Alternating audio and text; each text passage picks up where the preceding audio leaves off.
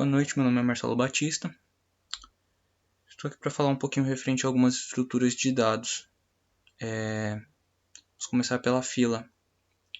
A fila é uma estrutura de dados que consiste na adição de itens a uma espécie de lista, seguindo a regra que o primeiro a entrar é o primeiro a sair. Transcrevendo isso para código Java, pode ser feito da seguinte forma, onde temos um vetor, trabalhamos o vetor onde será administrada a nossa lista, tamanho, que será o tamanho atual da lista, quantidade de itens que ela tem no determinado momento da comparação, quem é o primeiro item e quem é o último. Filas tem que ter 4 métodos essenciais: adição, remoção, se ela está vazia ou se ela está cheia. Para inicializar o código, nós recebemos um vetor de capacidade para inicializar o tamanho do vetor total, transformá-lo em uma forma estática. Primeiro item zerado, último item zerado, também tamanho zerado.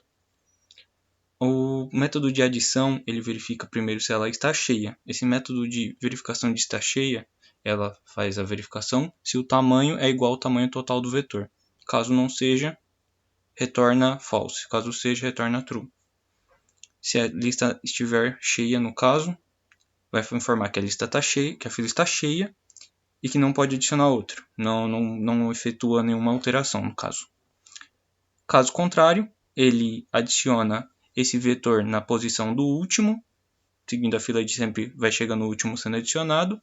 O último recebe mais um e é dividido e é retornado o módulo do tamanho total do vetor, para se por acaso esteja na última posição do vetor e não tem o espaço da fila lá na frente que esteja disponível na posição 0, por exemplo, ele não dê o problema de exception do of bounds referente ao vetor, certo?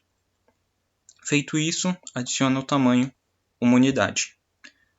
De remover, ele inicializa primeiro uma string, que é mais fácil para fazer a verificação do retorno. Se for vazia, a fila está vazia, não tem como remover. Caso contrário, seguindo a dinâmica da fila, quem sai primeiro é o primeiro a chegar. Então o valor recebe uma espécie de casting aqui, para que o vetor, que era um número int, se transforme numa string. Primeiro recebe o valor de mais um, seguindo a mesma tática referente ao último, para evitar que dê exception of bounds. E o tamanho decresce, certo? Já na pilha, a dinâmica é bem próxima, porém, a pilha ela segue a regra a pilha segue a regra last in, first out, ou seja, o primeiro a entrar é o último a sair, e o último a entrar é o primeiro a sair, no caso. Para fazer essa conversão para código, foi utilizado um vetor para a lista, tamanho para definir o limite e o último, que é sempre a posição mais importante referente à fila. É a última opção, é o mais importante referente à lista. É a opção mais importante referente à pilha. Tudo bem? Que é o nosso ponteiro para indicar quem vai sair e quem foi o último a entrar. Certo? Inicializa recebendo a capacidade. O vetor ele inicia no -1. Por quê? Se acaso o último for -1, então referente a lista está vazia. Se ela estiver cheia, segue a mesma dinâmica da fila, que é quando o tamanho for do tamanho da capacidade do vetor, tamanho de posições. Caso seja -1, na hora de adicionar e a pilha não está cheia, consequentemente, a primeira posição seria 0, porque o vetor ele já recebe mais 1. Certo? E assim fica mais fácil de posicionar o vetor corretamente na linguagem Java. E o vetor, com o número último, recebe o valor, tamanho aumenta. Esquema de remoção segue a mesma dinâmica da fila.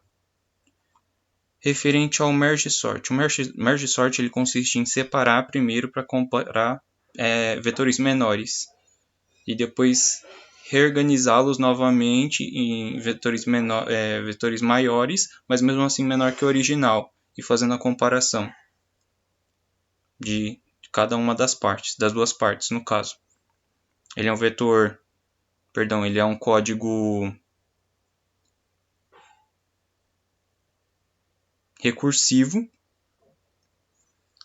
e ele consiste nessa dinâmica de separar e depois realizar a intercalação.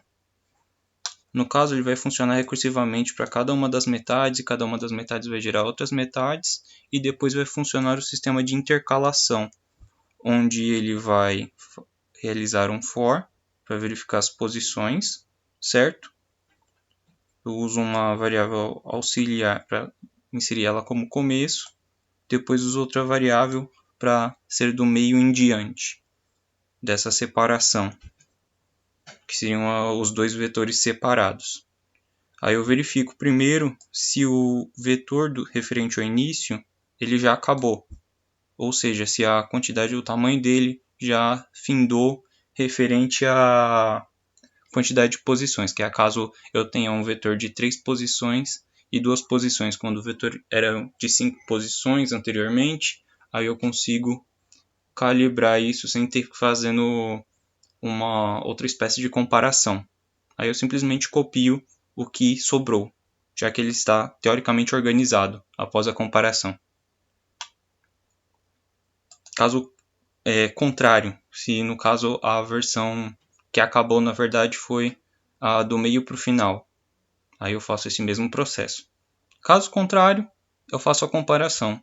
Se o vetor referente à posição do começo for menor que a posição do meio para frente, o meu vetor principal ele recebe o início, do início, próximo do início. Caso contrário, ele recebe referente ao vetor do meio para frente. Certo?